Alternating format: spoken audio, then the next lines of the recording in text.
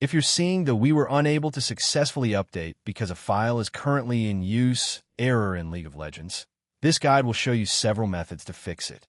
Start by opening the Settings app on your PC and go to Windows Update.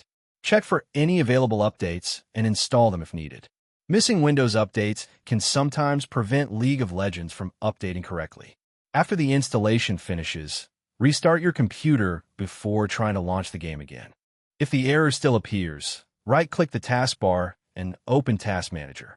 Search for Riot and close every Riot Games or League of Legends related process by selecting End Task. Next, open the Start menu, search for Command Prompt, right-click it, and choose Run as Administrator. Enter the following command and press Enter.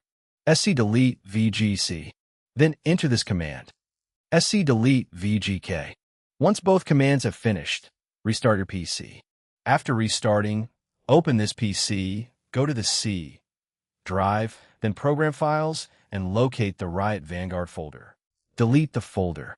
If Windows prevents you from removing it, make sure you've already restarted your computer. Now launch the Riot Client and sign into your account. Open League of Legends and click Update. The client will automatically download and reinstall Riot Vanguard. When installation is complete, restart your computer once more. After the final restart, launch League of Legends again. The update error should now be resolved, and the game should open normally.